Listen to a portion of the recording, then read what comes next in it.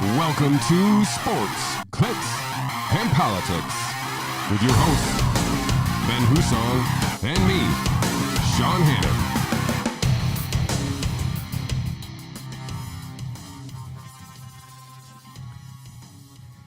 Welcome to episode 78 of Sports, Clicks, and Politics. How about that? 78 was a good year. A little before my time. Oh, sorry. I'm old. Welcome to episode 78 of Sports, Clicks, and Politics. I am Sean Hannon, joined as always by Mr. Ben Husong. Mr. Good to be here. Thank you for joining us. My pleasure. Again, how was your weekend? My weekend was good. Enjoyed a little housework on Saturday. I built 2 different blanket forts with my children over the weekend. When you say built, can you elaborate the engineering of built? So it was a combination of stacked couch cushions on top of the couch with some of the tall chairs from the kitchen brought in. Roughly, I'm going to guess about 12 blankets were involved. It was pretty good size. I mean, it had little rooms in it. Like we got caught up in it. We had some fun. So were you inspired by The Bachelorette? No, I was inspired by my 8-year-old son who came up to me out of nowhere and goes, "Hey, Dad, could you help me build a big fort with blankets?" And I went, "Yep." And there we went. So I got to do that all weekend and hang out and build forts. And then my wife had to work at the ice cream shop because it was our last weekend opened for the year. So she was stuck working while I got to build pillow forts. I only ask because... Did that happen? So this is going to out me as having way too much information about the Bachelor and Bachelorette series. But so the Bachelorette, one of the contestants, one of the male contestants on the Bachelorette, Bachelorette is the girl single, the Bachelor is the male single. Gotcha. Just to fill in a little bit for people who literally have no idea what I'm talking about. You and your genderisms. I understand. So the contestant who's no longer on the Bachelorette is now the current Bachelor. But in the version or the episode of The Bachelorette, he built a fort with a bunch of kids. So one of them a rose. Did you get a rose? No. Did your kid watch The Bachelor? He did not. I was just wondering. How much Bachelor have you been watching? Too much, apparently. I'm concerned about That's you. terrible. No, it was great. And then, the coincidental inconvenience of timing of closing down Charlie's Ice Cream this weekend of all weekends, when next week we would have been subject to all of these ridiculous We'll get rules. into that. I know. But it wasn't planned. It was just we planned on closing this weekend anyway, and then, well, fortune. All right. How about you? How was your weekend? Did you build any forts? No. Hosted a bunch of maskless parties. It would have been super weird if you had spent your weekend building forts with the age of your son. They had, how big they would have to be? So, for those of you that don't know, Sean's son is about 6'8". Yeah. Yeah, big old fort. Giant. My weekend was working, but I was, it's a work, but it's also a observational experiment at the same time. Sure. As I'm watching people and behavior and stuff, and obviously we'll get into this later, but the announcement of the mask mandate had happened prior to any of our events last week. So I was interested to see how, even though it wasn't going to be implemented because of the emergency status of the pandemic that we're in, they were going to let the weekend unfold how it may before they implement any life-saving strategies. So during this weird time, in between the announcement of the upcoming mandate and the mandate, I was interested to see how this was going to happen. So I don't know. I got to watch that. We'll get into that maybe at the end of the show when it's more pertinent here. But I'm going to find out today because right after this, I'm getting my kids and my wife, and we're going to go ring bells for the Salvation Army. And I guess we're going to find out how serious they are about these mask rules. Interesting. I'm intrigued. Yeah. I know our weekends were similar in a way, but very, very differently in a lot of ways. For our NFL week, both of our teams lost. And now I say that's why they're the same, but they're different because I forgot the Steelers played on Thursday, didn't even know they played, and then knew they lost when I watched in the morning. Thankfully, I was eliminated from my fantasy football playoffs because I also had Delvin Cook on my bench and Madison in my starting lineup from the week prior. Luckily, I didn't have a game because I realized this all Friday morning because I had an event Thursday, and then I just lost track of all that Not stuff. good. So Not great. But anyway, so both of our teams lost. Yeah. Your loss much more important. It was a great game. I actually watched the end of that game. That was a great game. Yeah. So it was a shame the Bills forgot how to play football for the entire first half. That would have certainly helped them. And I was actually genuinely upset about the officiating at the end of the game of the no call pass interference on Diggs in the end zone, and then to turn around and give Mike Evans a pass interference call when Brady underthrows him by 4 yards and Evan tackles the cornerback, and they're like, well, that's pass interference. Like, look, I know it's not really the official's fault, but that was a tough pill to swallow, especially as a Bills fan who you do start to internalize this when you play against Tom Brady over all these years. And it was look, if you want to call it rough, call it rough. If you want to call it light, call it light. But if that's not pass interference when you tackle one of the best wide receivers in the league in the end zone on 3rd and goal, then it's not pass interference when it's 3rd and 10 and you underthrow another one of the greatest wide receivers ever by 5 yards. Like, you got to go both ways with it. So that was heartbreaking. I'm more optimistic about the Bills today than I was at this time last week, for the sole reason of they finally made an adjustment that was not just Josh will bail us out. Josh will have to run all over the place and throw the ball 30 yards. My criticism of the Bills. I mean, he rushed for 100 yards. I'm aware. A lot of that, he had 90 in the first half. I mean, my God. And no designed runs to a running back in the entire first half. But this is what I mean why I'm more optimistic. In the second half, I don't know if Sean McDermott went and punched Brian Daboll in the face or what caused this, but they actually ran the ball a handful of times. And more importantly to me, they actually ran a slant. They actually ran 6-yard patterns in the second half, and a weird thing happened. They scored 21 points in the second half because not every single play was a 15 to 23-yard pattern while the offensive line is a turnstile letting people come in, and every play takes 4 seconds to develop because we just don't believe in throwing the ball under 10 yards. So I'm somewhat optimistic that they actually made an adjustment. It's the first time all year they've done it. Every other game, it literally has been, no, don't worry. Eventually it'll work. Just keep throwing the ball 20 yards downfield, and sorry about getting killed on every other play. And so as it stands right now, the Bills would be the last team in, right, in the playoffs, This I feel like. team's not going anywhere. They'll probably make the playoffs. Still, they're not good enough to win the Super Bowl. But, I mean, listen, and I would tell you, and I'm sure we talked about the Buccaneers enough, that, I mean, they're clearly one of the best teams in the league, right? For sure. I mean, you were right there, and, I saw that. I feel like they probably should have called the pass interference on Diggs. I saw that play, and you mean you can't hold the receiver's arms down and then tackle him while the ball's in the air? Like I said, I mean, it so was weird. It was a tough one where you're going. It was there enough. Come on. So I don't want to complain about it. I didn't see the pass interference on Evans, so I don't really know. But that play I did see, and I was like, okay. It's one of the ones that they tend to call, but they never ever should, because the ball, he was running basically a fly pattern and then like almost a skinny post. And Brady threw the ball 5 yards behind him, so he tries to turn around to come back. Yeah, there's nothing the cornerback can do. Like, that's basically a on-purpose play. They do that. I mean, they do that on purpose. You're just going for the pass interference call, and it's like, don't reward that. Like, if you're, especially not after you just let one slide, where it was as far away as you and I are from each other right now. The ref was standing on the goal line watching Stephon Diggs get tackled, and you're going, all right, come on, like nothing. All right, fair enough. What are you gonna do? Yeah, so that was a good game. Yeah, but it was entertaining. Like, yeah, I mean, I didn't text Jared after or anything. That's okay. I mean, not that I had anything to say. I get over it. Bills' losses at this point, like, I used to care so much more about the NFL than I do now. Like, now I'm into it during the game, and I was over at a friend's house watching the game, and by the time I got, like, the game ended, we're like, all right, better get the kids home. I was over by the time I got to the truck. Like, I was already over the game. It was like, that was disappointing.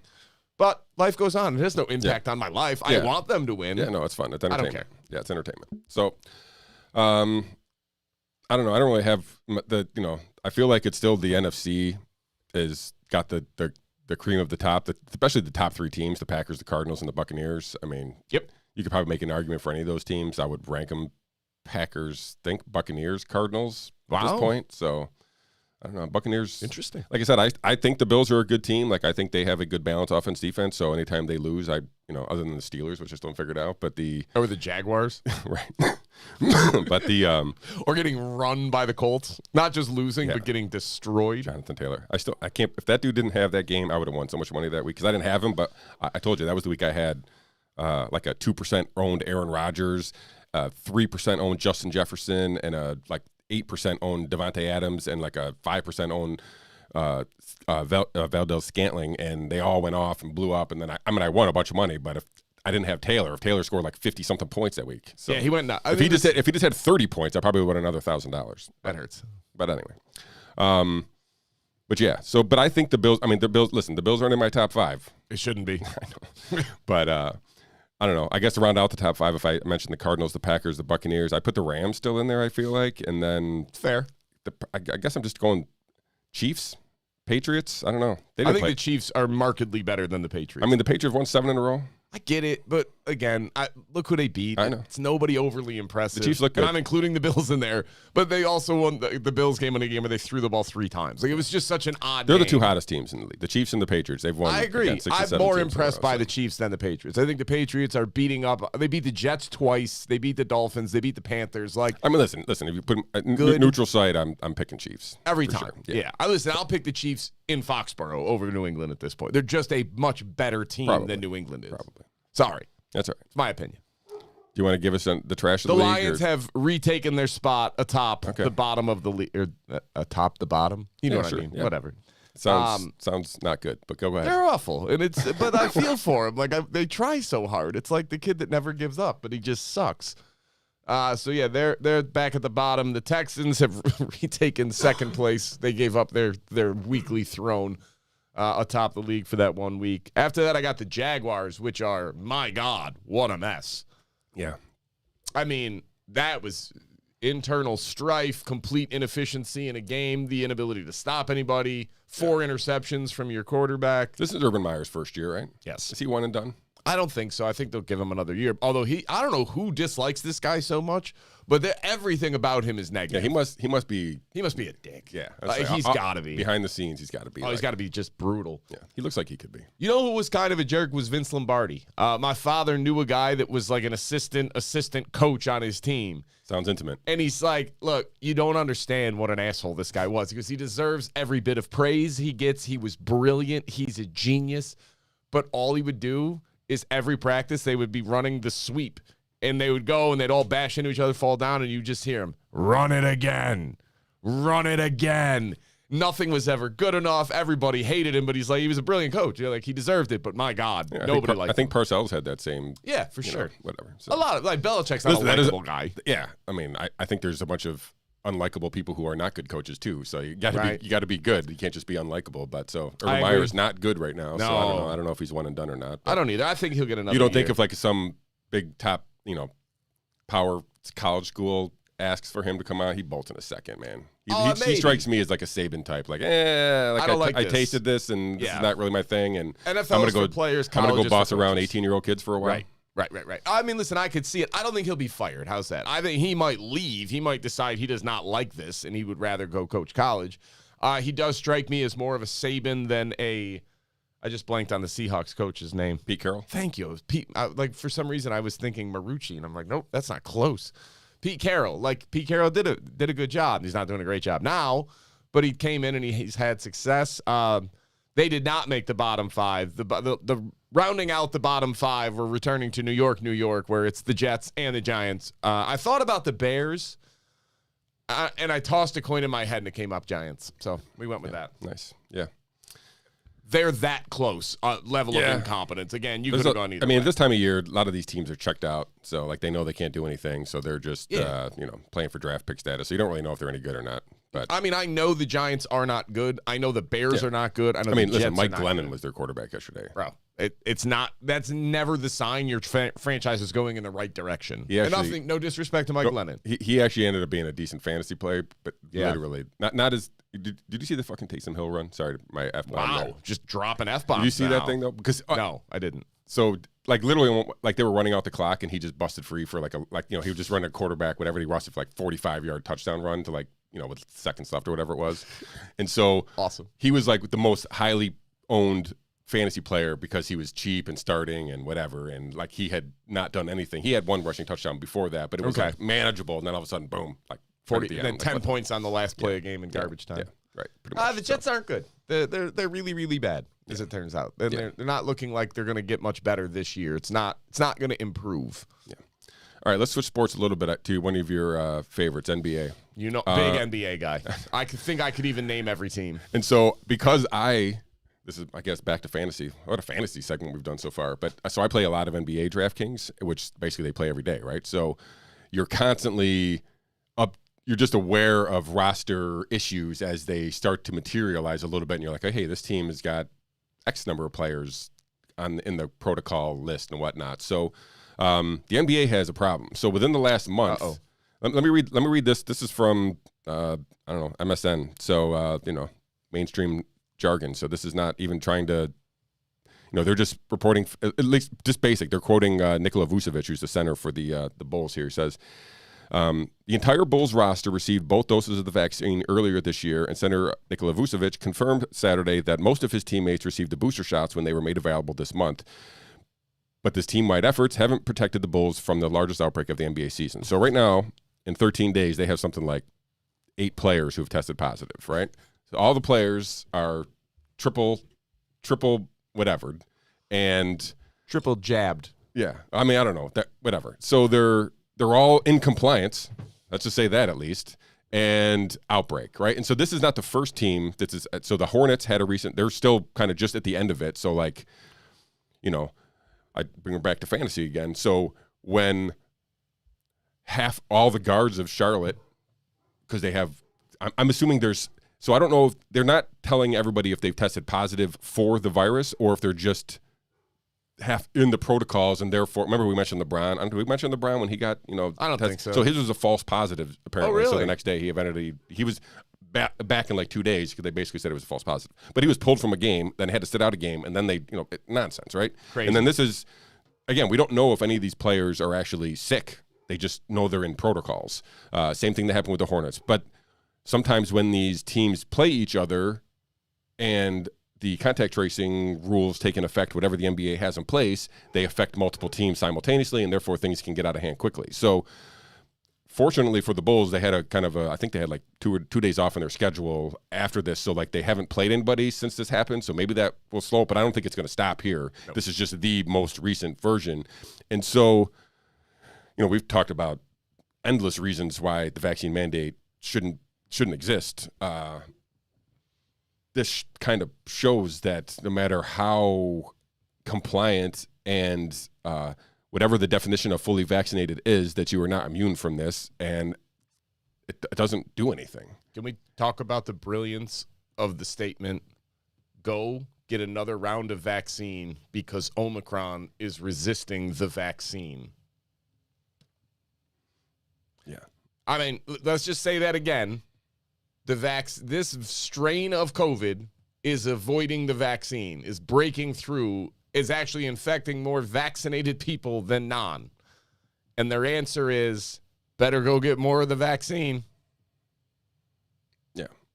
Anyway, so I again, because I think I texted you this maybe a couple days ago. I'm like, the NBA is going to have a problem here. I can just feel like I could see it kind of like bubbling around.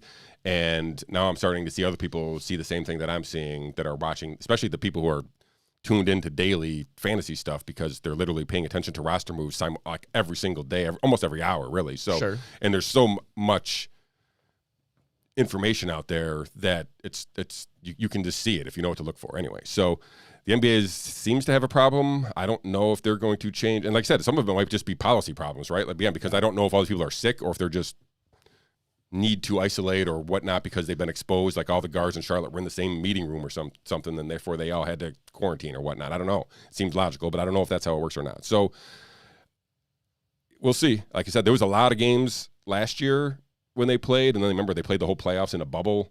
Like there was no fans. They all played in one arena in Orlando, or like a couple arenas in Orlando. I don't know. I don't want to see that again, but it's some crazy time. Point. You just have to acknowledge the vaccines have not worked. And then the other thing, as well as they were supposed to. One side note to them, then we'll move on. But so like the NBA also has this designation of illness, like non-COVID illness is actually, I think, the designation, right?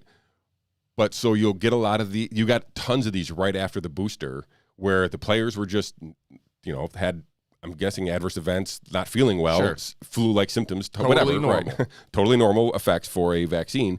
And it basically caused a bunch of these players to miss games. So it's just a weird, it was a weird, anyway. because I'm following, injury reports, and this COVID information is being distributed through the injury reports. Yeah. Like I'm seeing this weird merging of things, and I can see what's happening, I feel like. And it's amazing. I don't know, it's weird, right? So It's not weird. It's totally expected. Like, this shouldn't be shocking to anybody. I know, but I shouldn't be able to diagnose an NBA booster problem through injury reports on Twitter.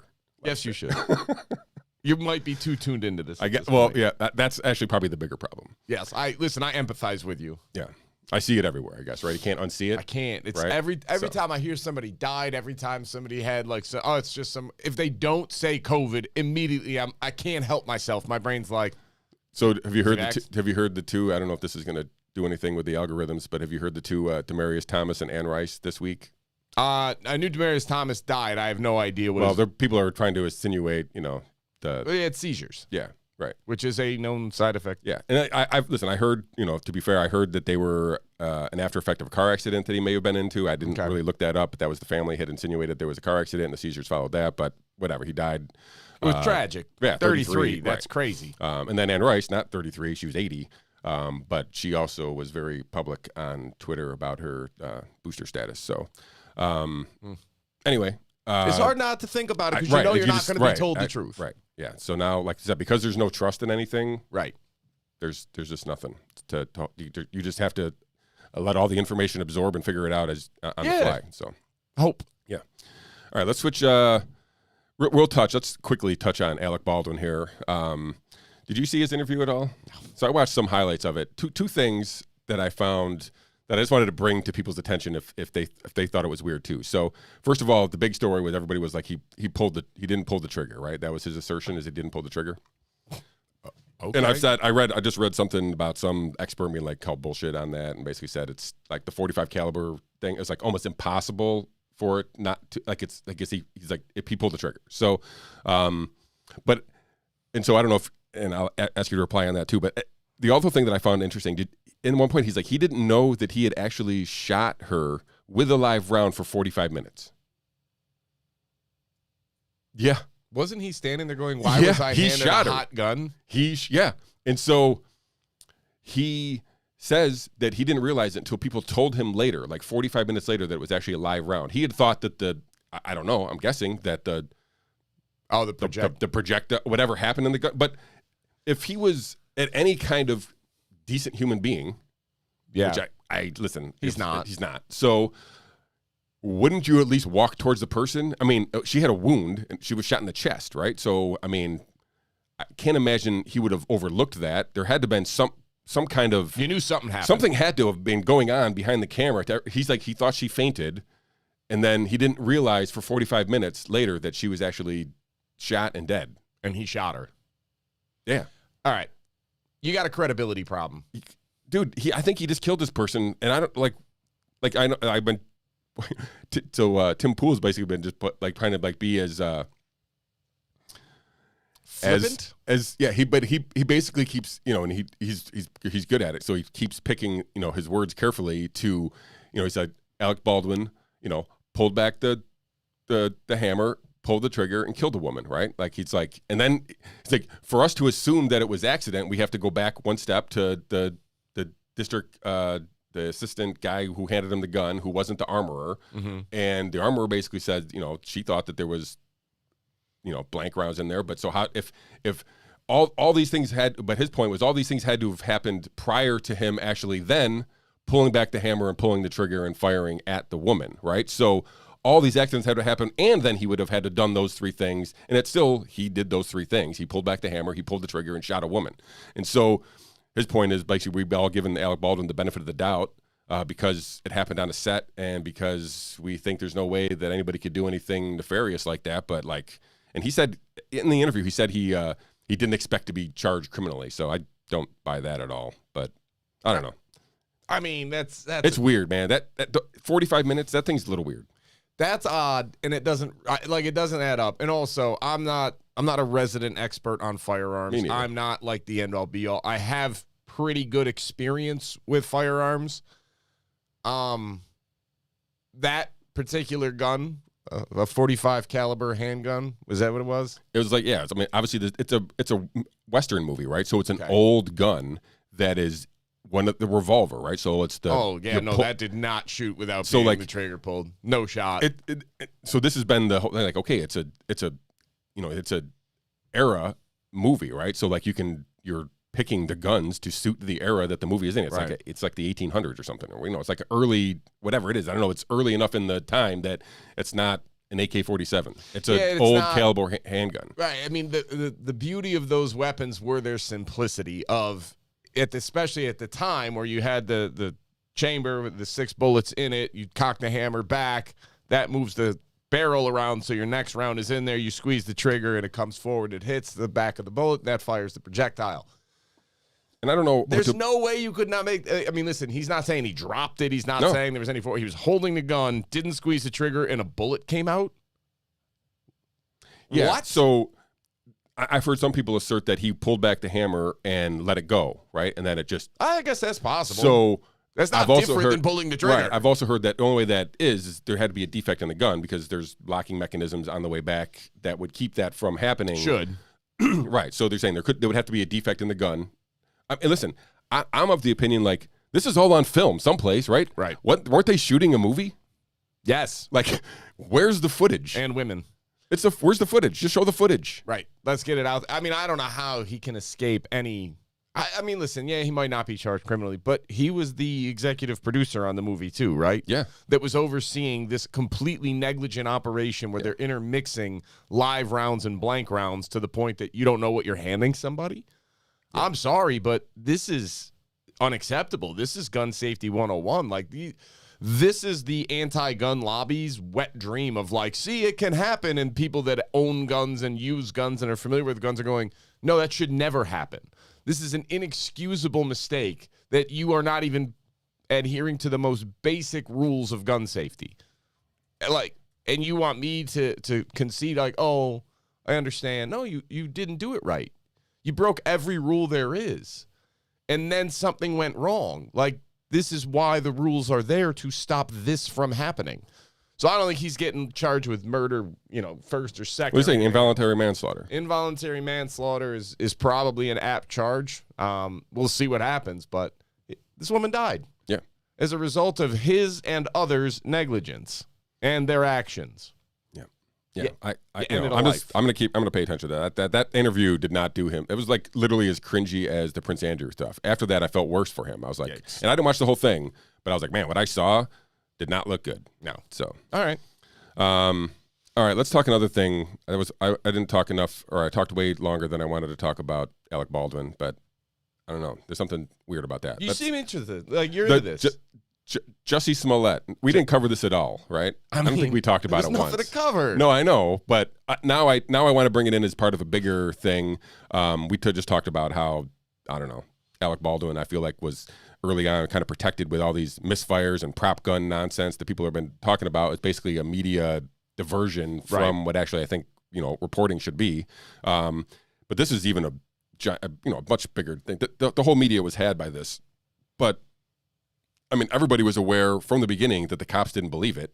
So the one thing I do want to talk. So I don't. I mean, you guys all know Jussie Smollett was the actor, I guess, and who. This is the funniest thing ever because we did talk about this. I don't know if we talked about it on the show, but we definitely talked about this when it happened. Yeah. All right, look, this gentleman who was an actor. He was in the Mighty Ducks. He was one of the kids that was on the hockey team as a child. Now he's in a show called Empire. Apparently, he's gay and he's black. And he claimed, now, listen, just in the middle of all context, let's say your job was to be a reporter. Tell me if there's anything that goes off in your mind that goes, well, that seems unlikely, as we lay out these allegations. He went to go to Subway in the downtown Chicago, not the Subway, the restaurant Subway, apparently, at about 2 o'clock in the morning. In the middle of a polar vortex when it was like -10 degrees in Chicago. as he is walking to Subway at 2 o'clock in the morning in the midst of a polar vortex, he happens to stumble upon two white gentlemen wearing a MAGA hat, one of them was, who recognized Jussie Smollett. Because obviously the show Empire, big with the MAGA crowd. Big show, very popular with the MAGA crowd. I mean, I feel like you're just to add my own little senses. I'm playing through that story. Do you think he had a scarf or a hat on and they recognize this dude? I mean, obviously, because it's -10. You're wearing a MAGA hat. Right. It's like negative whatever degrees out. Come on. So now it gets better. It gets way better because now these two MAGA. Yeah, go ahead. Sorry. All right. So it's 2 o'clock in the morning. They are apparently just wandering the street. Recognize Jussie Smollett as that faggot from Empire is what his claim was. Forgive me, I don't use bad words, but that was the claim. They said it's that F from Empire. This is MAGA country. Downtown Chicago. In the city of Chicago is MAGA country. Obviously, that makes total sense.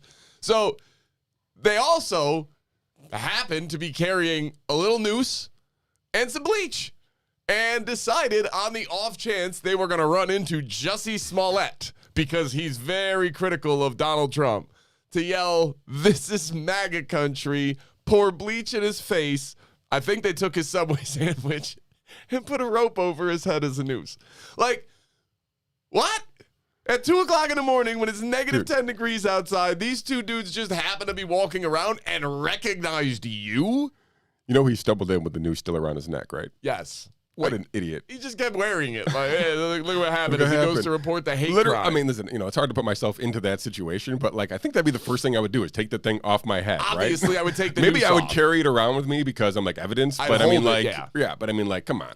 I just think like as these details came out and everybody's like, this was a modern day lynching, some of us were going, wait. Like, okay. Say that again. 2 o'clock in the morning, these two dudes just happen to be walking around with a noose on the off chance. What was their end game? Like, who does this? And who would who would recognize this guy? I didn't know he existed. I didn't know who he was either. Then I found out he was in the Mighty Ducks, and I was really disappointed because I loved that movie. Man, you want to do a Mighty Ducks deep dive one day? No. Okay. No, it's all bad. I know. All bad. Joshua Jackson's by far the most normal one that came out of that one. Yeah, I don't know that one, but I don't know. I know other ones. Yeah, it's not great. So, anyways, that all happened, and now then the police charged him. They said, like, no, this is fake reporting of a hate crime, and he came out and was like, they said, why do you think this happened? I think it was Good Morning America, and he's like, I come after 45 hard. Like, buddy, we don't even know. I don't know who you are.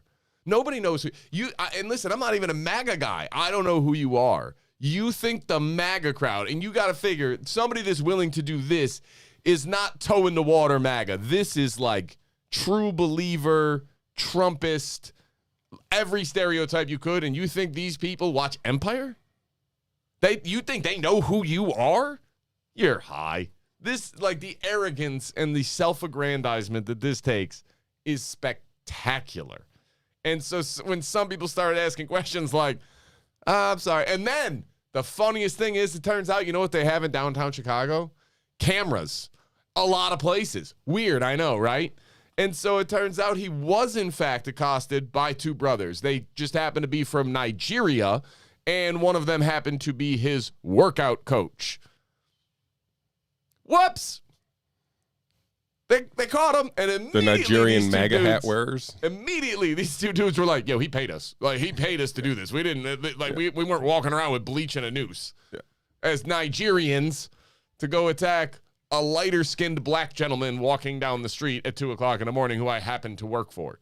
And so, this is the best story ever. Like, the fact that anybody bought this for more than a day is remarkable. And all the blue check marks on Twitter came out and be like, this event needs to be whatever, this was symbolism of all, like, this was what America was turning Trump into. Policies are, the goal is this. And so fast forward to, I don't know what it was, it's my favorite. Was it Monday or Tuesday? I don't know, sometime, they obviously he was found guilty, right? I don't know what the sentence was or what the sentence is going to be. I don't even care, whatever. Somebody like, made a comment to me that, like, well, he's black, so of course he's going to be guilty. Like, no, he's going to be found guilty because he's guilty. I found it interesting that he actually didn't present a defense. He just basically just said, I didn't do it. Yeah, no.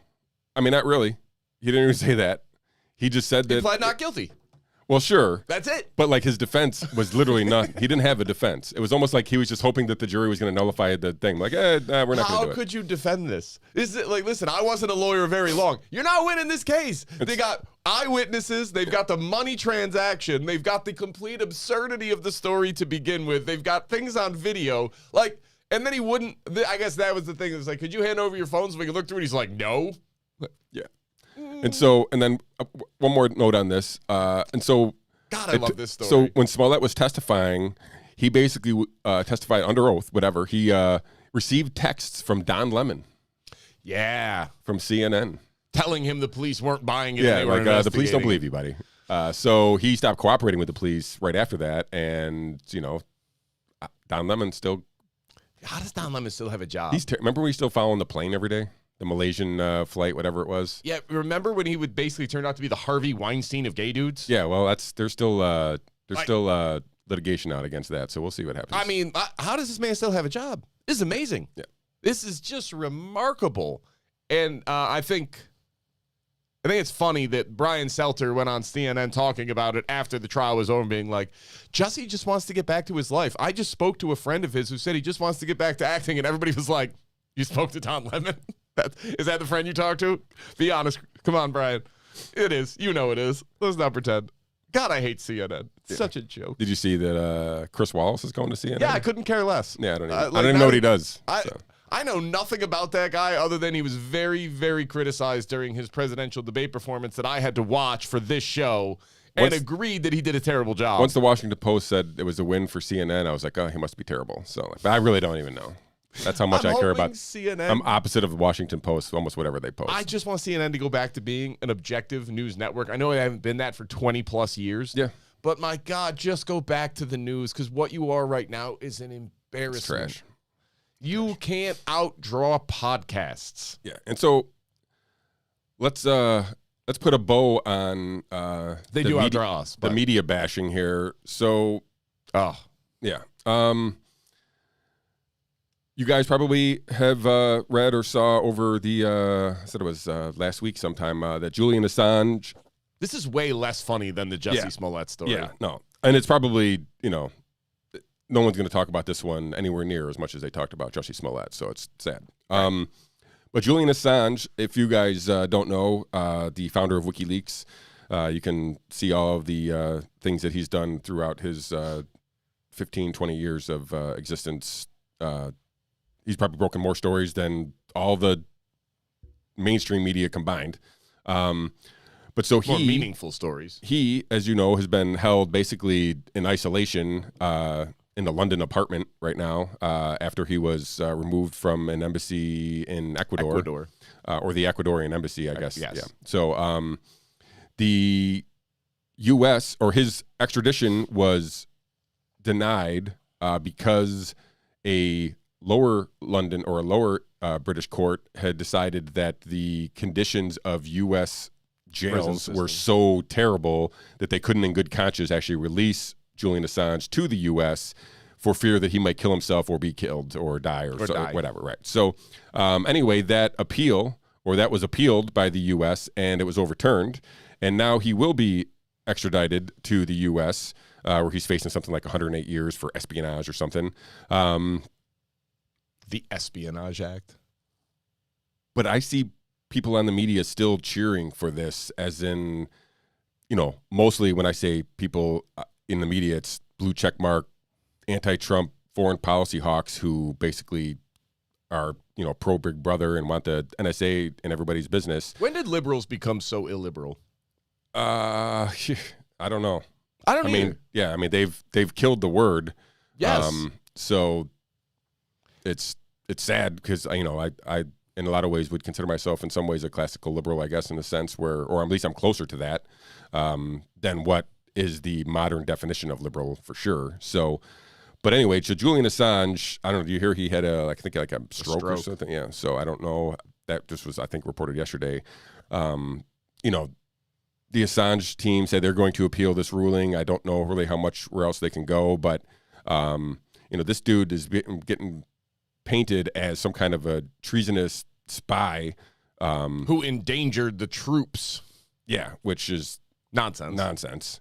And is basically, if he is extradited to the U.S. and serves 1 day of sentence, then press freedoms are over, right? We have none. You have none, because if you can't expose the most powerful, because the most powerful can just shut you down and basically kill you in a way, if not literally, then there is no press freedom.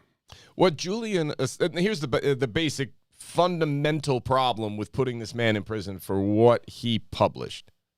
It was true. It was accurate. It was newsworthy. It was covered up by our government, and they got exposed.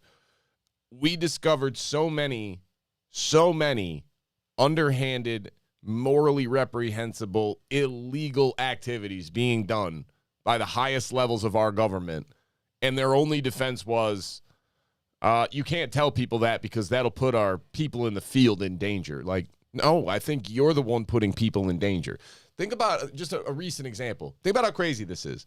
Our government, drone strike, put a drone strike in Afghanistan, killed 7 aid workers and no enemy combatants, came out, lied about it, said we got these terrorists and these are the exact terrorists we killed in this bombing, and it only came out like a week later, no, you killed aid workers. These people were completely innocent.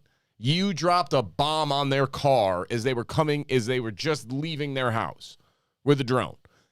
And that part is ridiculous enough. The part that's genuinely sad, they were forced to do an internal investigation because the outcry was loud enough for them to say, what are you doing? You just killed 7 people. This is murder. And you know what the results of their investigation were? No negligence. Nobody did anything wrong. Nobody will be held accountable. Nobody will be demoted. Nobody will be fired. Nobody will be arrested. Every procedure was followed properly. Yep. How?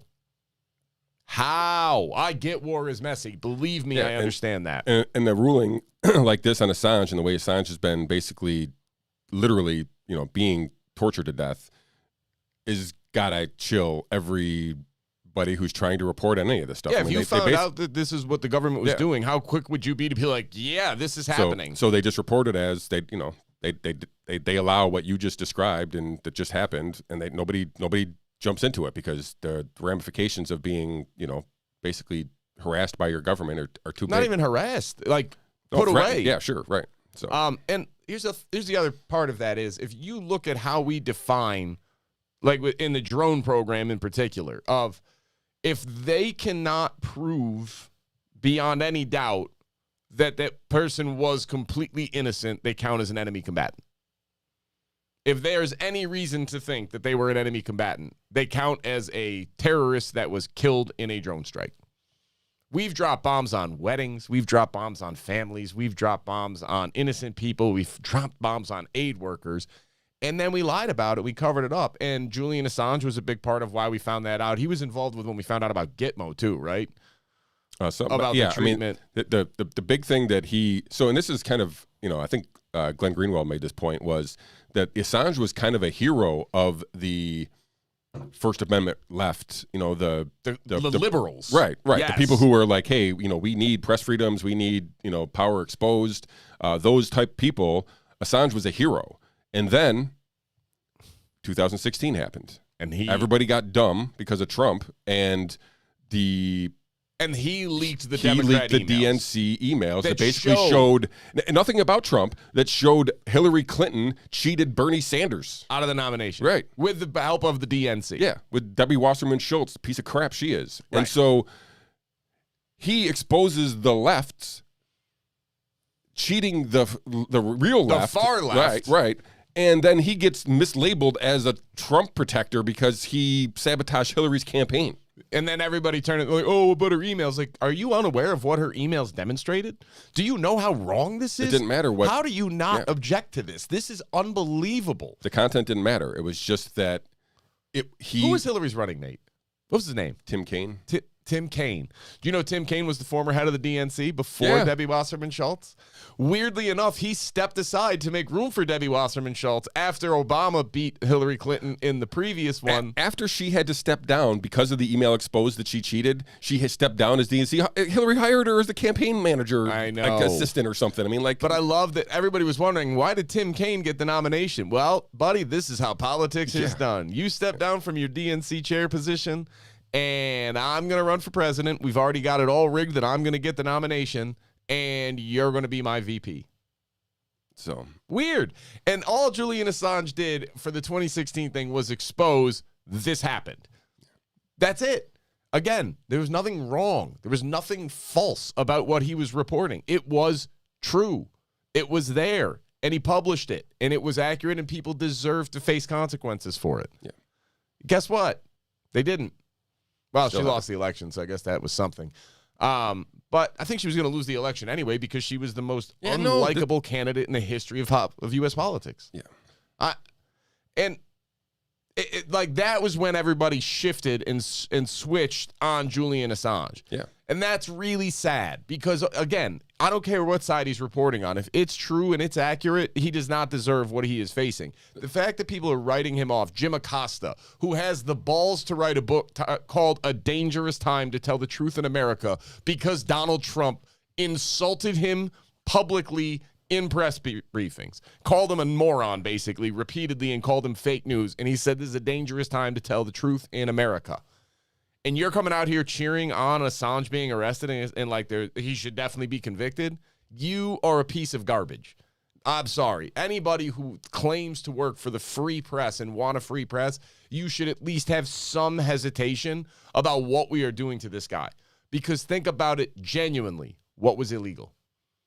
What did he do that was actually illegal? How many people did he get killed? The answer is none. He called the State Department one day and said, hey, somebody just published this list. I had nothing to do with it, but it's on there, and you better get your people out because somebody's going to die. This is the guy I'm supposed to believe was so indifferent to the human life. He called the State Department to warn them, this is going public, and your people are going to be at risk if this gets seen. I got nothing to do with it, but it's out there. I saw it. You better do something. Weird how that didn't get reported. No. Weird. When did the liberals decide that the best way to run a country was through the intelligence state? And so I just saw this today, and we'll move on subjects because, like I said, we'll see what happens with the appeal. I'm not sure. Like I said, it does not look good for Julian Assange. Nope. I hope that if he is extradited to the U.S., there is a million people waiting for wherever he is, and that I don't know how the people can push back enough to get the point across to the government, but I mean, there needs to be a way. And let me just wrap up on this, and then we'll move on. Okay. So I saw this is a headline: Is criticizing Joe Biden a danger to democracy? I quit. As concerns mount over the future of free and fair elections, a debate has broken out about whether the media must protect Biden to save the republic. So I retweeted this. Is this The Onion? No. Oh. I retweeted this with not rigging the republic, fortifying it. A reference to the Time article that was not rigging the elections. They were fortifying the it. elections. Yeah. So they were fortifying the republic because the media is basically out loud questioning whether or not they should be allowed. If they should question the president because that might hurt the republic. At this point, we're as a country, I feel like we're probably beyond saving because this is the most ridiculous, laughably stupid time that you could imagine being alive. Everybody has access to all of the information. It's all out there, and nobody has any curiosity. We live in a time where our elected officials, we have the press is supposed to be, we have a free press as a check on government power because power corrupts, folks. 10 times out of 10, power corrupts. So the media is supposed to be one of the great checks on that power. And you have one of the largest press companies that's actually publishing a paper where they say, is it too dangerous to question Joe Biden? Joe Biden, whose brains are, let's just say, not what they used to be, who likes to end his Joe speeches Biden by disagrees. saying, end of report. Joe Biden disagrees. She says questioning President Biden's acumen is ridiculous. You mean he's always been this dumb? I guess she said this yesterday. I didn't actually watch the interview. I just saw the headline. So, yeah. I mean, listen, we spent 4 years with psychologists. What was that woman's name? Dr. Lou or Wu or something like that, coming out and being like, it is against the law for me to diagnose somebody that I have not actually sat and met with. But this is too dangerous, and Donald Trump has all these mental issues. Like, you should lose your license. No, that's not okay. You're not allowed to do that. There's a reason you're supposed to, diagnose people properly and not just go and label them, you nut job. See, I can do it because I'm not a psychiatrist and nobody has to listen to me. But anyways, back to this utter insanity of the media. Yeah, listen, I felt like, and I told you this morning, like I grouped all these stories together because I feel like it's just our media is dead. Our media is so bad. It's so bad. Let's keep going down this list, actually, because on top of we have it where you're not allowed to. The president literally came out and said, we're going to start encouraging reporters to focus on better economic data. And for 5 straight days, we got nothing but how good the economy is from every major media source. You are no longer reporters. You are stenographers. You are a puppet getting your mouth worked by Joe Biden and whoever the heck is running Joe Biden. We have Nancy Pelosi, who there is a Twitter account that was just suspended called Nancy Pelosi's Portfolio Tracker. And all it does is it lays out all of the portfolio investments that Nancy Pelosi's husband makes. And they said, and there's a whole Reddit subgroup of retail investors that just follow along and invest. And somebody asked him, why do you do it? Because he's never been wrong. Not one investment has not worked. Not one. They buy an electric vehicle company, and then 2 weeks later, the government awards this company a huge contract. This is illegal, and it's so well known. There's an entire group of people profiting off of it by just making the same trades because nobody cares. Chuck Schumer has so much Wall Street money lining his pockets and is so utterly corrupted. It is amazing. Mitch McConnell, his wife grew up in Hong Kong. And her family made all their money in shipping involved with the government of China. She became the undersecretary for the Labor Department in this country. On what? The corruption is so far gone. We have these people, the January 6th rioters or seditionists or treason. Quick side note, not one has been charged with treason. Not one has been charged with sedition. They keep getting charged with trespassing and criminal mischief. Yeah. All right. They have been in jail cells since January. It is December. How have they not been charged and tried yet? Because they have no interest in charging and trying them. They're trying to leverage them into pleading guilty for something so that they can get these all on the record. Not one of them is going down for treason or sedition because, folks, it wasn't a treason or seditious coup. It was a protest that turned into a borderline riot filled with a bunch of people that weren't very bright. I'm sorry. I don't know what to tell you here, but our government is gone. We have such blatant, brazen corruption and incompetence at every level of government. And it doesn't matter what they say. People just go, yeah. It's remarkable. When I tell you we're beyond saving, I think we're beyond saving because I don't know how you get this back. It's too big. Well, it's too far spread. I was going to say the saving could happen if the people were informed, but they're not informed, as we just pointed out over the last 3 stories. All the media has basically been complicit in all these stories being the wrong, giving the wrong information, portraying the wrong narrative that's been going around. When, like I said, we can even bring this back to Rittenhouse, right? It's not going away. The press is broken just along with our governments. We spent 4 years hearing daily about how Russia had colluded with Donald Trump in our election. We had public officials, elected politicians, go on camera and say, I've seen the evidence you haven't seen, and it is conclusive. There is no doubt. Looking at you, Adam Schiff. He colluded. We have the evidence. That same man went under oath. They said, all right, what do you got? And he said, well, I haven't seen any evidence to that effect. He just went and lied. Were there any consequences for the guy? Nope. Still in office. Like the duopoly that runs this country between the Republican and the Democrat Party at the expense of anybody else who wants to get involved. Sorry, not happening. Bernie Sanders, tough break. Stop towing the line. My God. Anyways, it's so corrupted. It's so evil. All they do is kick it back and forth and keep everybody else out, and they continue to get wealthy. I mean, all these senators that are worth multi-millions of dollars, they make $200,000 a year. That's great money. It's not enough to become a multimillionaire in 4 years. You're doing insider trading. Like you're doing illegal activities. You're taking bribes. It's crazy. I don't know how this ever gets fixed. I don't think it can. And now you add in like, let's just print more money. Inflation's not real. I'm going to do a $4 trillion bill that won't add 1 cent to the deficit. Liar. Liar. Like you're going to double the tax revenues by raising taxes on the people that make over $400,000 a year? Yeah, they probably won't take any mitigation. They'll just pay. That's what they always do, obviously. Like, how do you people believe this? When Joe Biden talks, listen, I felt the same way when Donald Trump talks, so please don't think it's one party or the other. They're lying.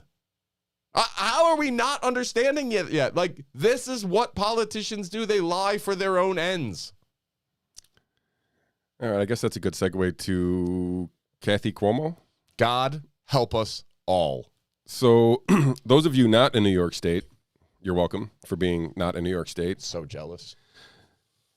Our replacement governor, placeholder governor, unelected governor, our governor, Kathy Cuomo Hochul, has implemented a New York State mask mandate effective today, Mr. Husong, for all indoor places.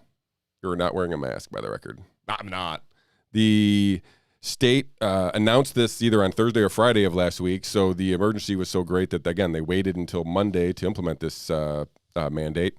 But today, all indoor activities, anybody inside a building, out in public, is required to wear a mask, unless that venue requires vaccine status to enter. So, I don't know, like let's call like the Dome, for example, right? So, like you can get the vaccine status there for the Dome. So, they have their own mask mandate, but I'm just saying, in general, a venue as such who already has vaccine status or vaccine requirements in place does not need to enforce a mask mandate. Now, this is a statewide mandate.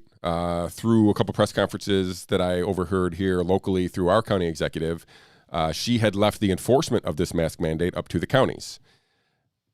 We are up to, Timber, we are up to 8 now counties. Well, let's say 7.5. Maybe, no, I guess 8.5. 8.5, including our own Onondaga County. We'll get there. But 8 other counties have come out publicly and said, we are not spending resources to enforce this mandate.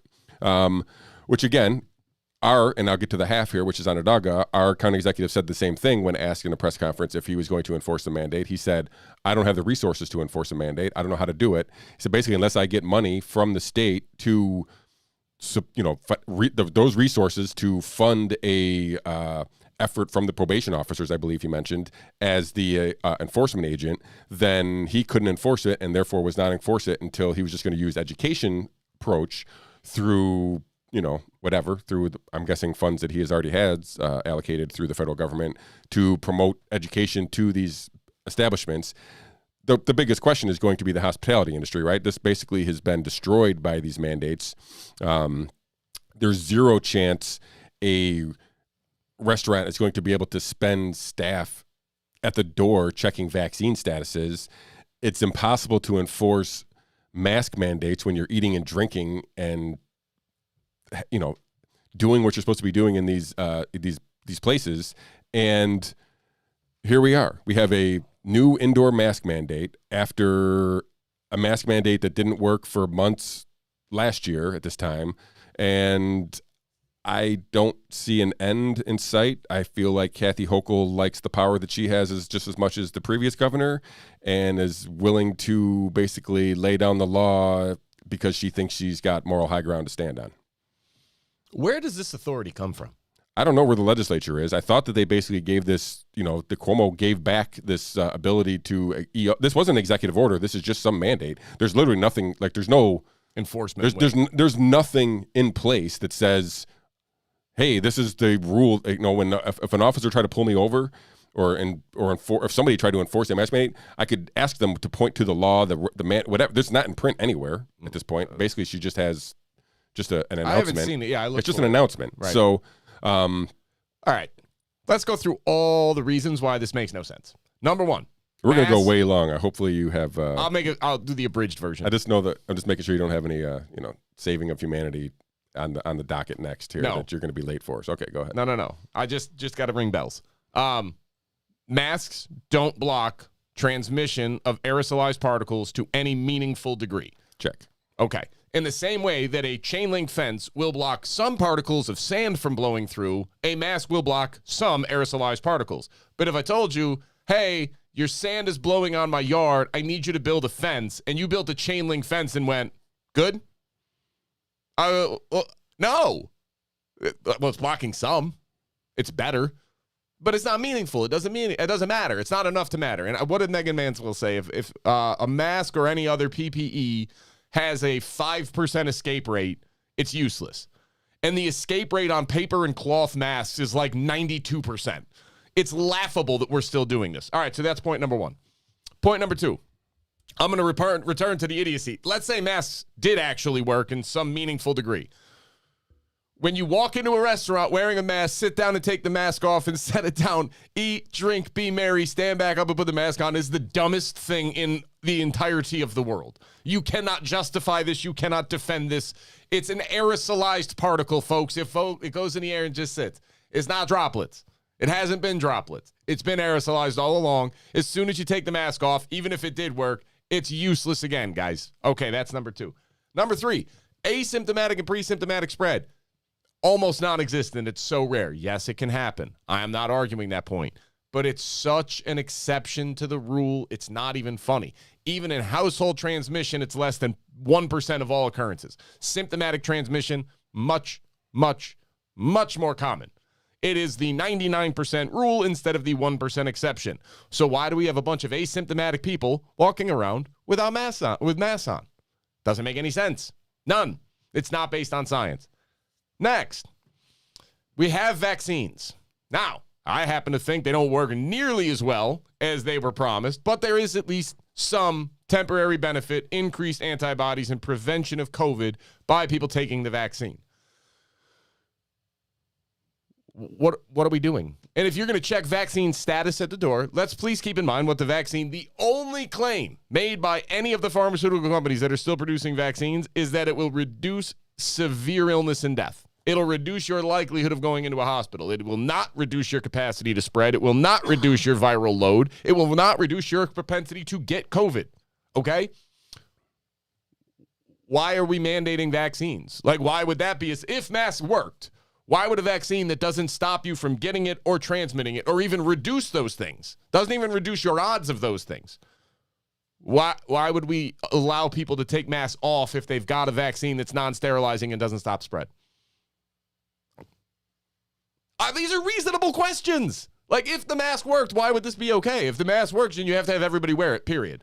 But they don't work, and on some level, you all know it doesn't work. Everybody knows on at least some level that there's no way a piece of cloth over your face is blocking aerosolized particles to any meaningful degree. It's insanity to even believe this. My favorite argument, this is by far my favorite one. The mask doesn't really protect the wearer. It's to block the spread. Okay, but the particle size of this virus are so small because they're aerosolized that they are literally going to pass right through the holes in the mask, the filtration, and it's going to escape out the side. And it's going to, like, the mask is just not meant to block particles that small. Yeah, that's what I mean. It doesn't protect the wearer. It protects you from spreading it. What? So in your mind, you know I'm right, because this is inarguable about the size of the particles versus the size of the mask, the holes in the mask. You're telling me that only matters when it's coming in, but when it's going out, the particles are bigger? Like, what are you saying? That when they go in one way, the holes are this big, but when they go the other way, the holes get smaller? Like, no, it's the same size holes in the mask. You know how you could tell there's holes in the mask? Because you could still breathe with it on.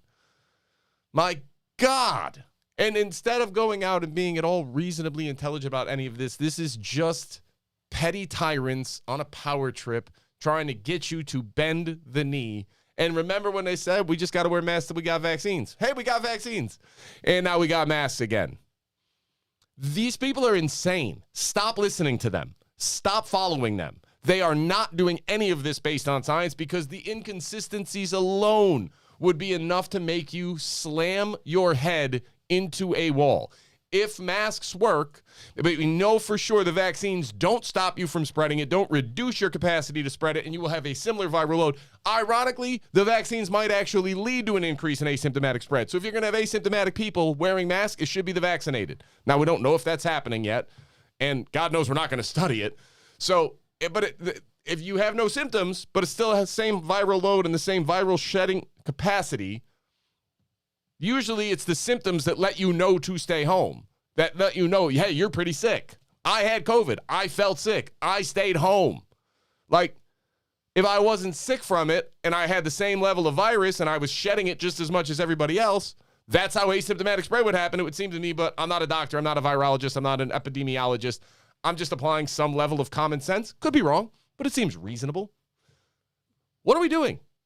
How is this happening? It's a year later. We're going to try all the same stuff that didn't work last year. Right. And this is what I was going to say, because let me list the counties in New York who said they're not going to spend resources enforcing the mandate. Dutchess, Putnam, Rockland, Nassau, Livingston, Madison, Niagara, Rensselaer, and then the half Onondaga, because our county executive is not committed to not enforcing it. He basically said he wants to try for a week. Yeah. He said, well, this week, because he was asked. The way he was asked, I understand why he answered it. But yes, it's still I'm leaving the door open to enforce this mandate whenever I decide I want to be a tyrant. So what will it take for people to stand up? I was a little bit, not that I was expecting any one of these,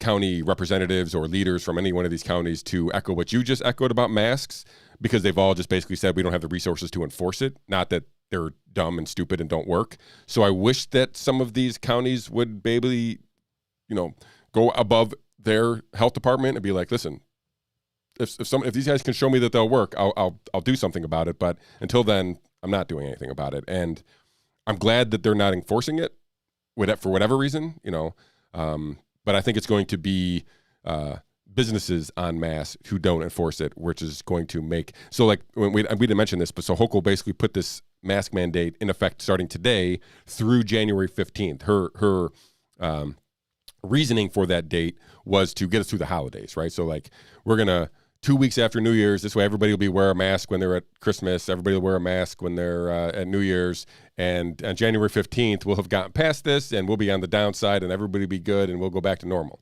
That's the plan, Mr. Husong. You gonna follow the plan? No.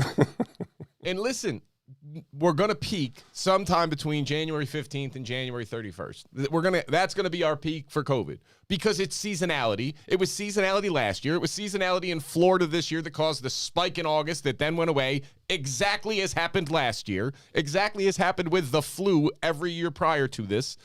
It's seasonality. The idea that wearing masks and forcing people to wear masks is in any way going to benefit the public at large or is going to impact those numbers is insanity. It is based on delusion. There is no grounding in science or fact that these are going to help. It's been 2 years. You cannot point to a single geographical area in the world that started having COVID cases rise, put in mask mandates, and everybody started following it, and then COVID cases dropped. Nowhere in the world. The only thing you could see is seasonality. Is where seasonality comes in and COVID goes up and then COVID goes back down because it's seasonal. That's what you will see, guaranteed. So, what in the world are we doing? How are we still trying this nonsense? How are people still listening? I do think this is widely less popular this year, and why I've heard more people fully vaxxed, have worn masks, have thought I was crazy for the last 2 years, have reached out and be like, I'm just not doing it. I'm done. And if somebody kicks me out, I just won't give them my business. I'm out. I can't do this anymore. Yeah, and so I have said that too because I've heard the same thing from a couple people, and these are people who I have never had. I mean, maybe they know my position. I'm obviously very vocal about my position, so maybe they just feel comfortable talking about it when they're finally had it.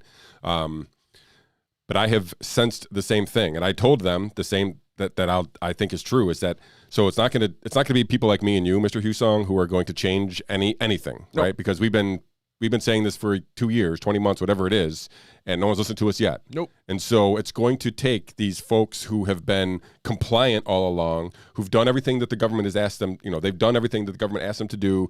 They jumped through the hoops. They did all the whatever the compliance was. They did it.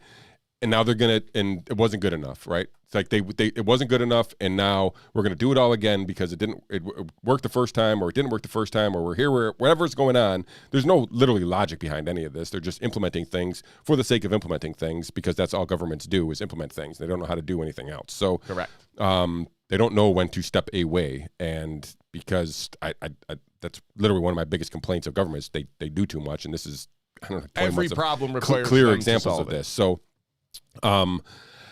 So they were promised all these things that are now being taken away. Guess what, Charlie Brown? Lucy's going to take the football away again if you do it this time too. It doesn't matter. It's not going to work. So you keep doing it, but I agree with your point. I think the only way that we stop this is people that have been going along stop. And I think, listen, here's my job. Here's my role in all of this as I see it.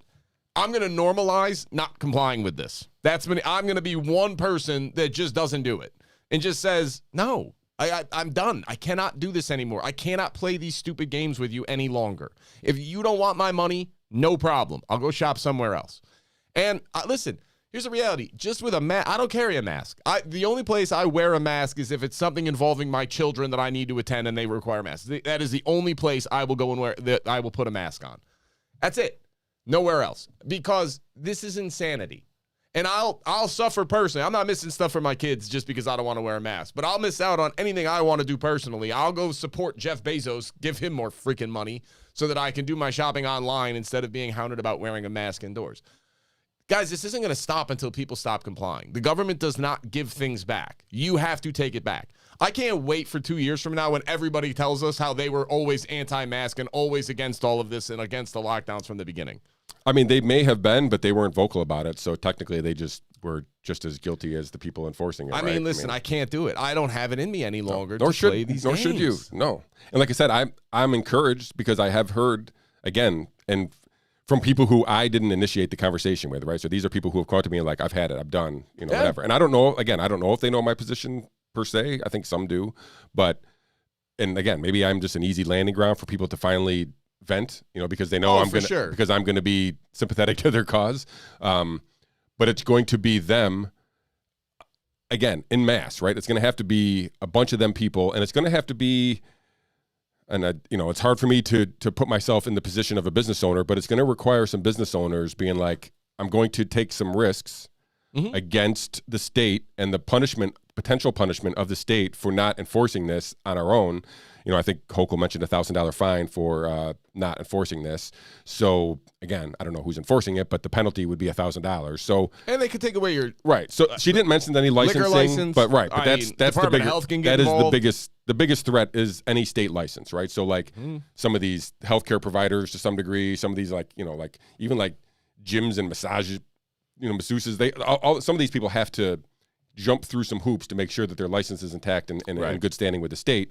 And obviously, if they don't have a license, they can't operate, and therefore they don't have income. So I don't pretend to put myself in positions of those people because right now I am not. But it's going to take some of those. And, I mentioned Venitos before we went online here. I'm going to try to get some people out to this Venitos Toss and Fire Pizza, I think it is. One's in Rochester and one's in Buffalo. But I'm going to try to get some people out there to support that business because they've been vocal. And it's going to require people like them to be more vocal about, hey, we're not enforcing this. Like, we don't have, it's not, and their position was not just, hey, we don't have the resources, the staff to do this. It's like, we're not doing this. This is a privacy issue. We're not asking. This is wrong. Right. This is wrong. And that's what we need more people to kind of stand up. And it doesn't have to just be business owners. I mean, that obviously helps because they give credibility to a position, I guess, by having credible people within the community stand up against this. It's not going to be just the people, but some of the people are business owners, and it's going to require a unified effort of just not complying for it to go away. Yeah. I mean, listen, I'm with you. There's a part of me that's disappointed we happen to be shutting Charlie's down right now because I do want to take a stand. I just want to keep it open and be like, no, I'm not. come. If you're not comfortable, go through the drive-thru. I can't do this anymore. Like, I think everybody needs to go reread If You Give a Mouse a Cookie, because this is the best example of what government will do. If you give government an inch, they don't stomp. If you give these politicians and you validate that she can just dictate this with no legislative body, nobody else, not even a pretext. At least Andrew Cuomo had pretext for where his authority came from. It was nonsense, but at least he bothered to go through the steps. She's not even bothering to go through the steps. She's like, well, I'm the governor, so masks.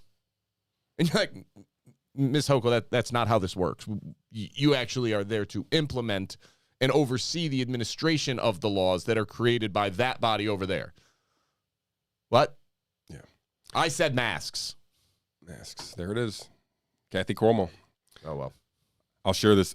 I just shared it right before you got here. Was a picture. Somebody had photoshopped Cuomo's face onto Hochul's body and hair and whatever. So, like, she was in a press conference with Cuomo's face. I'll share it to you.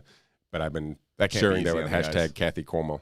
So yeah, she's a freaking gem. Other than grabbing Fanny, she's basically everything Cuomo has been. Yeah, I mean, and then some. Maybe. She might be worse. She literally said, "God wants you to go get vaccinated." Do you realize the arrogance and the hubris it takes to speak for God? I mean, I can't fathom ever feeling confident enough to be like, God wants you to do this. I don't even know. Like, listen, short of God wants you to be a good person, I think, I don't know, not God. How do you have the balls to actually say that sentence out loud? And how do we have a constituency and a media in this state in particular that did not laugh this woman out of the room when she asked them to go be her vaccine apostles? Because the media is broken. They're all stenographers. Imagine somebody said that even on something you were very supportive of. I want you to go be my freedom apostle. Like, no. Wrong approach. Yeah, that's weird. Like, that's an odd word choice because it's like you find yourself to be a deity. Do you think they like did some checking with that terminology, like no. try to see if no, she just do you think she pulled that from the hip? Nice. I think she knew she had some people in there that were believers and she was rolling with it. Like, you know what? They're gonna love I'm into this. Yeah. All right. Nut job. Excuse me. We talked about everything a little bit. We touched on all these things, but I grouped into our next segment here: Ivermectin, Omicron, and the vaccine. Right. So let's just. I mean, this segment could be 3 hours long. Yeah, we're gonna be short on this one. We've been said that for the last 4 segments. Here we are. had too much on the show today. I know. I told you I talked way too long about Alec Baldwin and Jussie Smollett. You did. Yeah. Pieces of crap. I blame you. But so, again, Ivermectin, Omicron, and the vaccine. So I don't know where you want to start first. I have the Andrew Hall Ivermectin interview loaded up here. I have Let's start there. The Justin Hart why 2 weeks are not factored in. Crazy. Where would you like to start? So let's go right in order, and we'll start with Ivermectin. Okay. For those of you that don't know, this just came out. Dr. Andrew Hill. Yeah. So I can. This is a brief summary. Yeah. This is basically an article that's talking about researcher Andrew Hill. He's so this dude testified like maybe even in January, but early January, February, before the lockdowns, in front of the Senate about the effectiveness of ivermectin in COVID. Basically pro ivermectin. But anyway, so I'm going to read the headline because I think it touches a lot of things here. Researcher Andrew Hill's conflict: a $40 million Gates Foundation grant versus 500,000 human lives. So this article cites a Zoom call that was recorded by Tess Lowry, another researcher. Dr. Tess Lowry, right, another researcher, like world-renowned researcher. Yep. She did a meta-analysis of ivermectin and basically showed it to be effective. So this is a conversation that she had with Dr. Hill that she recorded and basically released the transcript to this reporter and basically gets him on the record of saying at the time it was 15,000 deaths a day, I think is what what the so they did the math of, hey, so we got to back up a little bit. Go ahead. Dr. Hill did a study on ivermectin. I believe it was a meta-analysis, but I don't think it was a randomized control trial. But he did a study. He had all the data. He looked through everything. It was very, very exhaustive. It was a very big study. And he came out to the conclusion of early treatment with ivermectin leads to about an 80% reduction in mortality. Where they're treating COVID early with ivermectin, or even mid and some even late, there's some benefit, but it's not as good. But if you treat it early, roughly an 80% reduction in mortality overall. Let me interject one thing. So he's doing the research for who? For the Yes. World Health Organization. Go ahead. Yes. So on ivermectin, right? On ivermectin. So he has all the study. He has his conclusions. Dr. What's her name? Hawley? Tess Lowry. God, I couldn't. That wasn't even close. Sorry.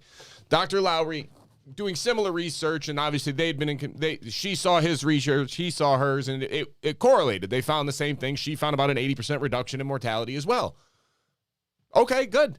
So then this quasi-government, public, private entity in England, I think it is, that is funded by the Bill and Melinda Gates Foundation, comes in with a grant for Dr. Hill's research center or university, whatever it is, $40 million. It's like Unitate or something. Unitate, I think. Yeah. Unit Aid, I think is right. Yeah. So Unit Aid comes in, funded by the Gates Foundation, with $40 million, and they get to go on as a silent author of the study now. So they get a hand in making the conclusions. So Dr. Hill's study changed their conclusion. They went from ivermectin, we should be using it right now because there's very little risk, and there's at least, I shouldn't say this way, and it appears to be an 80% reduction in mortality when you treat with ivermectin. Now, it's not 100, but it's still pretty good. It's a lot better than the vaccines. But anyways, he comes out and changes the conclusion to it's inconclusive and we need more studies to be done on it. It should not be recommended at this time. Yeah, and let me go right to that exact point, and I'll let you continue. Yep. So I'm just going to read this. On January 6th, 2021, so it was January 6th, 2021, Hill testified. Day which will live in infamy. Hill, maybe this is why this is the distraction. Hill testified enthusiastically before the NIH COVID-19 treatment guidelines panel. So this is a panel for the NIH in support of ivermectin's use. It's like within a month, Hill found himself in what he describes as a tricky situation. Under pressure from his funding sponsors, Hill then published an unfavorable study. It's like, ironically, he used the same sources in the original study, only the conclusions had changed. The data didn't change, the input didn't change, the analysis didn't change, the conclusion did. Just because he got $40 million. And he keeps saying, and you should read this article, we'll share it. Yeah. This article basically is him laying now. out of like, I'm in a tricky situation because they've got this money coming in. And he said, and she's calling him out. Like, she is like, I don't understand how are you living with yourself? And he said, I think we could just get it to be a delay. I think it'll just be like 6 weeks, and then they'll approve it. And this is where she went in and did the rough math and said, how many people are dying a day right now? 15,000. 15,000 times 6 weeks, and we could reduce that by 80%. You're allowing 500,000 people to die who don't need to die. Like, just called him out flat out. And he's kind of like, I wish you could appreciate how tricky my situation is. Yeah. So this guy changed the results, published it at the WHO. Nobody batted an eye in any of these academic circles, but please, let's keep trusting the experts. And they came out, and he said, well, maybe it'll just delay it by 6 weeks. Hey, is ivermectin approved yet in England or America for treatment of COVID? Nada. Oh, no, it's just a year later. I don't know how many people have died. Yeah, so the point is this guy's influence was immeasurable, right? So like if he had come out and said, hey, ivermectin works, like we would have ivermectin. Every country in the world would have started issuing ivermectin. No question about it. So millions of potential deaths are on this guy's head. But at least he got his institution $40 million, right? And like I said, from the bill, he's on the Gates Foundation. I know. I mean, what? What world is this? You realize all the people we're talking about and all these ivermectin stories are the same people we're going to talk about in the next story? Yeah, no, we got to hurry up, man. I got to go ring bells. So anyway. So go read that story. What news source was it in? This was, I just shared it. It's in the World Tribune. There you go. Posted on December 9th, 2021. Okay. It's worth reading. Yeah, just shared that in the chat, so you guys can check that out. Omicron.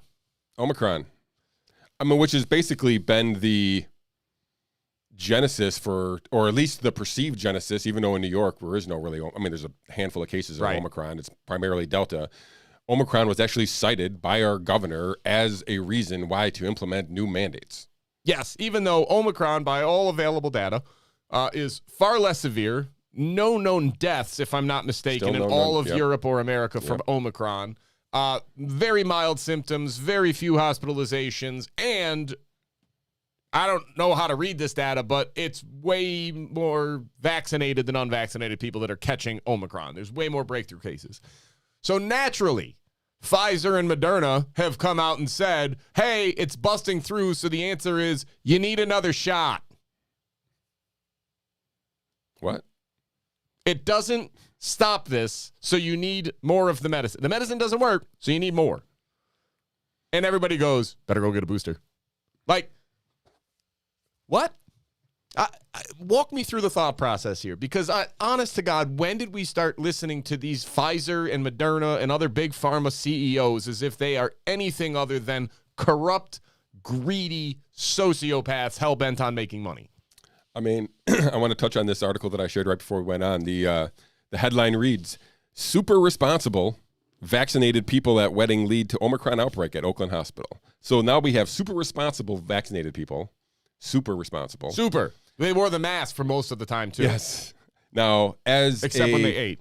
As someone who observes public behavior, it happens 100% of the time. Literally every single time. I don't care if it's half, a quarter, 5 people of a group.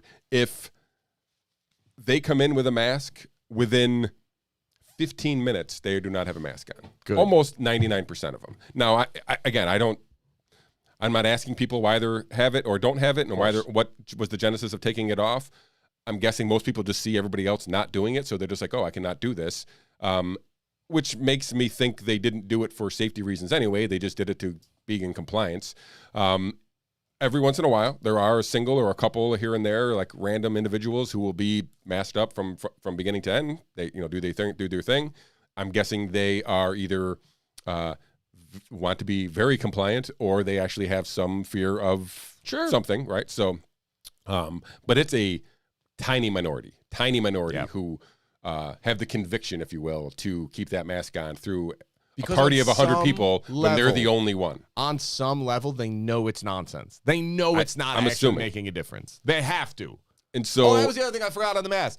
After 20 minutes, even if a mask did work, after 20 minutes and you breathe on it, it gets damp and it is completely useless. If you touch it with dirty hands, it is corrupted and it is no longer good. So even if the mask did work, you got to change it every 20 to 30 minutes for it to be at all effective. How many people are doing that? Oh, and you can never set it on your passenger seat, in your purse, in your pocket. You can't touch it without clean hands.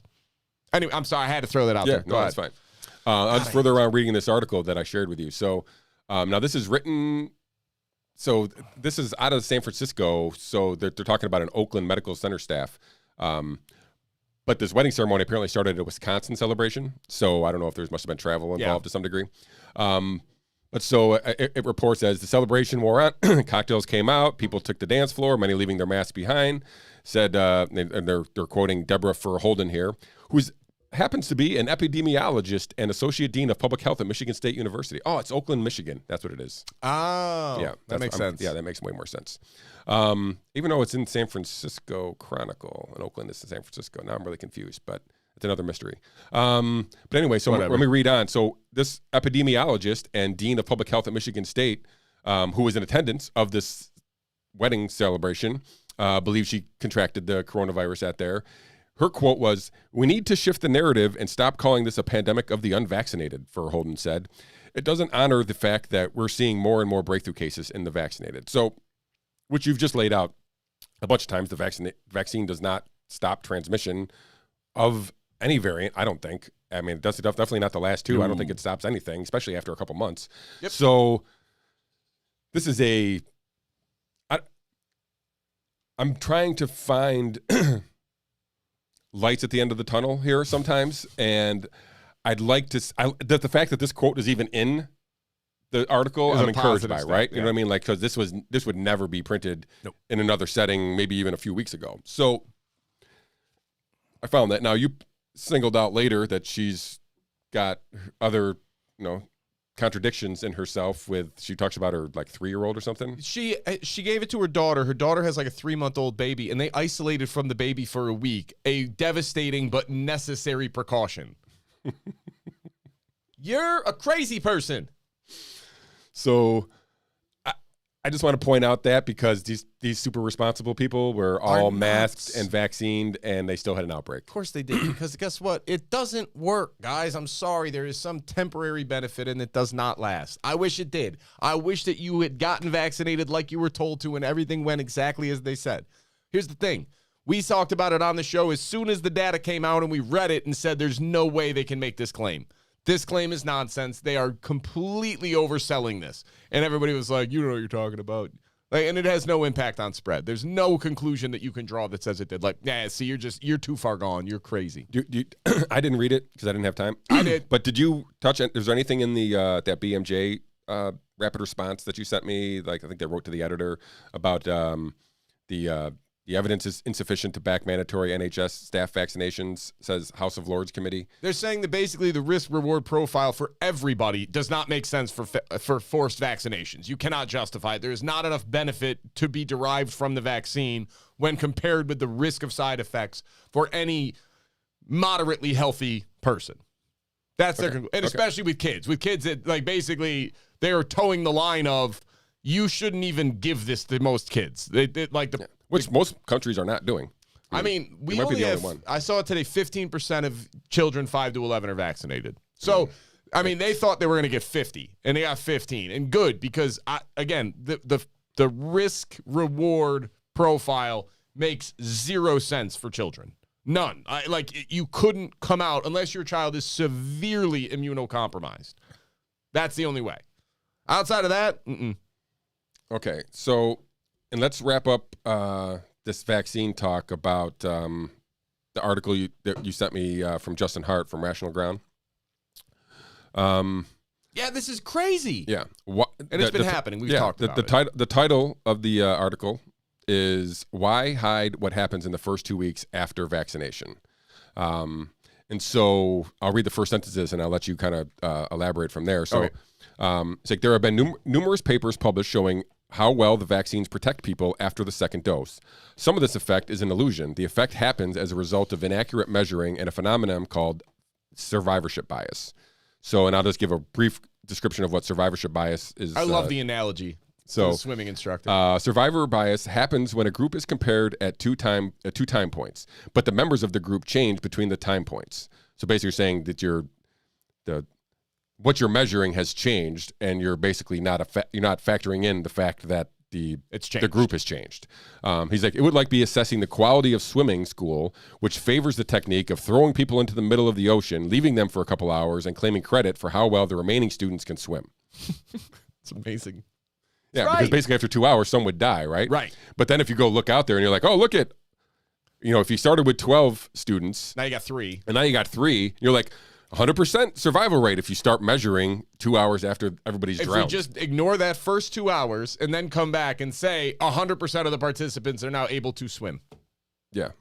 Because it's a different number. So the way that this works is this is known. Or at least very strongly indicated by I mean, you guys all know that, everybody measures fully vaccinated 2 weeks after your second shot. Right? It's either 1 week or 2 weeks. Right. But yes, everybody does. There is a period of time after that they kind of leave open. So if you get your first shot, second shot, and then a week later, let's go with, you get COVID, you count as unvaccinated.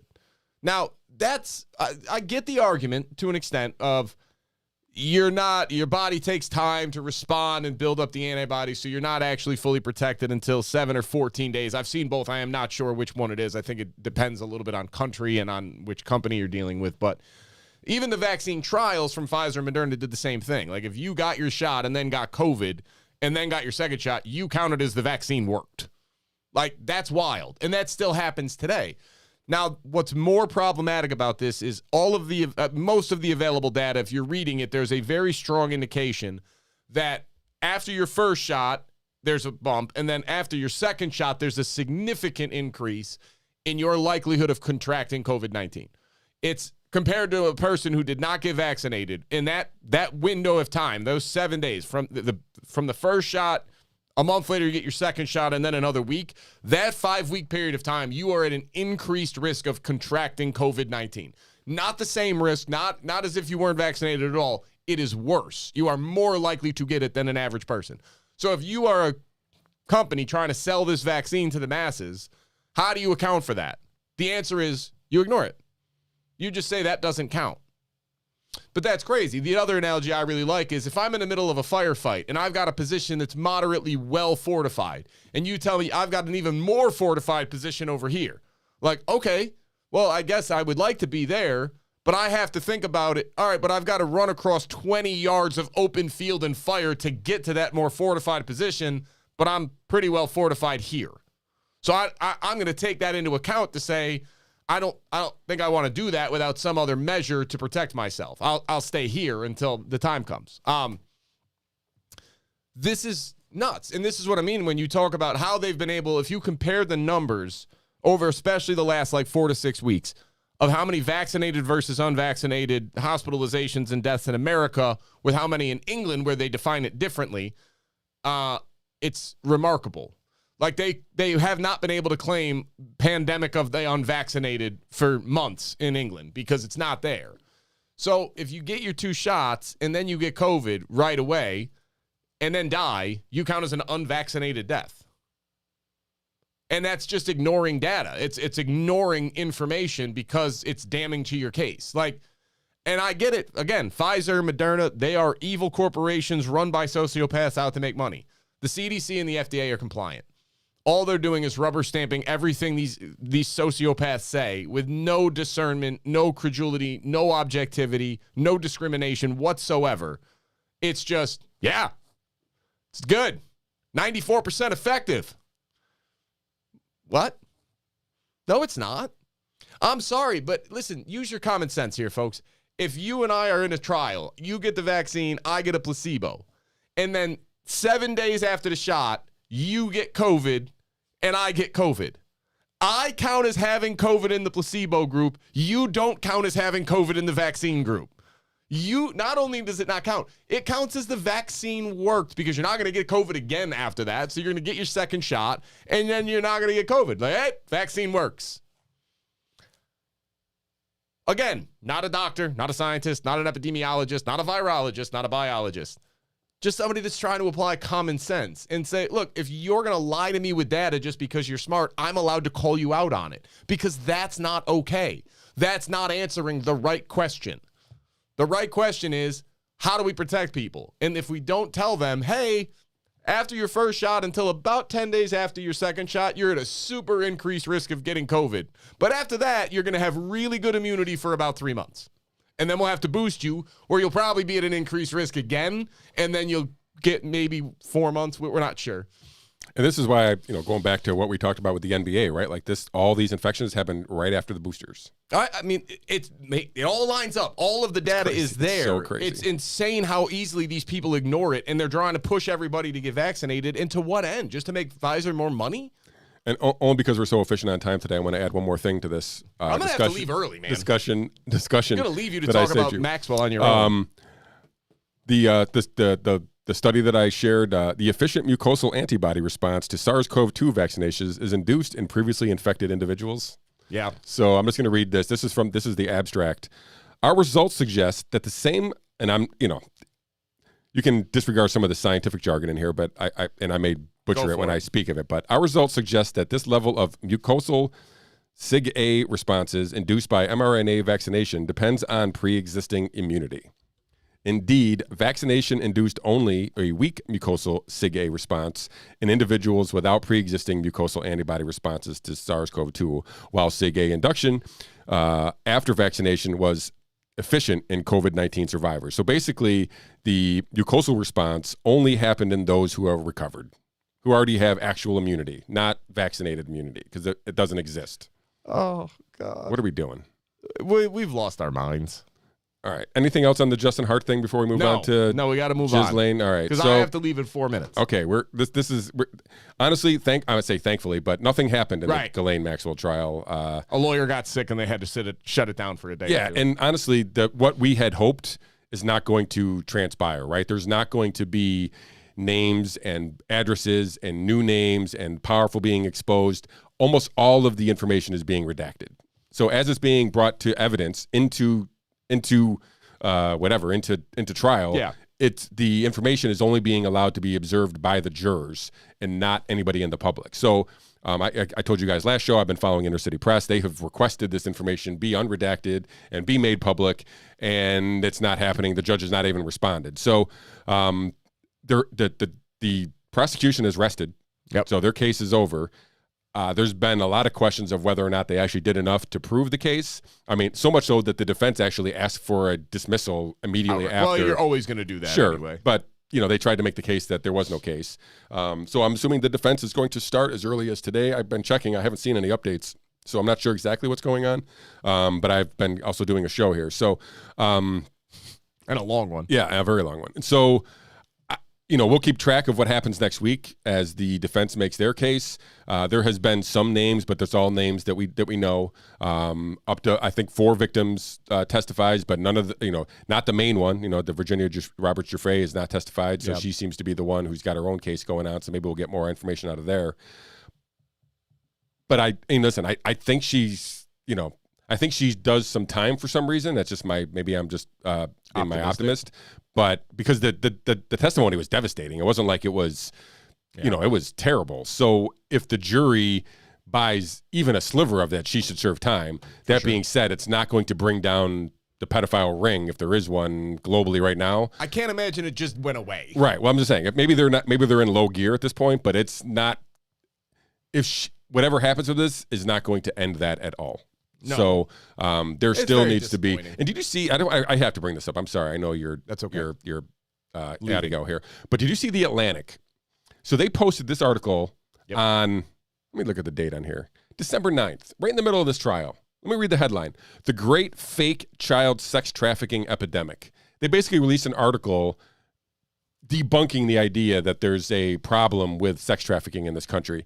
Did you know, Mr. Husong, that the financial supporter of the Atlantic, maybe the major, most prestigious and given the most resources to the Atlantic, is one former Mrs. Stephen Jobs? I did know that. And that she was Ghislaine Maxwell's girl, like they hung out and did a bunch of stuff together? Yep. I sure did know that. What the? This whole thing is broken, dude. I mean, like, I joke and to some degree, but it's not a joke anymore. All the same people that we're dealing with the Ghislaine Maxwell people are the same people that are fucking with our media, are the same people who are doing all this COVID stuff. It's exactly the same people. The overlap is almost it's full circles of a Venn diagram. The Venn diagram is like just become one circle. Yeah, it's one big, huge circle. And Kathy Hoke is towing the line. Listen, I mean, maybe someday we'll do a deep dive into her. She's not a spring chicken as far as politics goes. She knows what she's doing. So she's connected too. She's nuts. But listen, to your point, it's insanity. It is. I mean, literally, we know for a fact Jeffrey Epstein and Ghislaine Maxwell ran a very large, very well-funded, very well-protected pedophile sex ring wherein they videotaped people having sex with minors to blackmail them and engaged in sexual contact with minors on their own accord at the same exact time with former presidents, with business leaders, foreign dignitaries, royal family members, technology leaders, industry leaders across the board. Unlimited Hollywood, leverage. Yes, unlimited unbelievable leverage. How many people?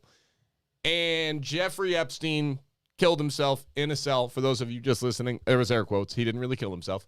Nobody out there is like a handful of people. But for the most part, the public at large, you're not the least bit curious as to how they did this, where all this money came from, how they got away with it, how they were tipped off to every warrant that was about to be executed, and why Jeffrey Epstein, who pled guilty to soliciting a minor for sex with like 100 different girls, got weekends in jail for a year. Nobody's curious. And I think, I mean, again, this is the biggest failure of all within our media, not being able to hold the establishment and the power to account here. So agreed. And let me just throw this in there before we wrap up, and I'll let you go. So did you see that one of Chris Cuomo's CNN producers was grooming he would date women with a daughter and then use the mother to groom the daughter. These people are twisted. Yeah. I mean, all right. Let's get out of here. I don't want to talk anymore. It's depressing. Yeah. All right. Well, thank you for holding in. If you are still with us, you are a trooper. A very very committed trooper for sure. So on that note, Nobody shared and liked our video because I forgot to tell you. So now I'll tell you to do that since you've been here for Gotta an hour help those and a half. Sorry. algorithms. And we will see you all next Monday for another episode, episode 79, I guess, of Sports Cook and Politics. So until then, thank you all for tuning in. All right,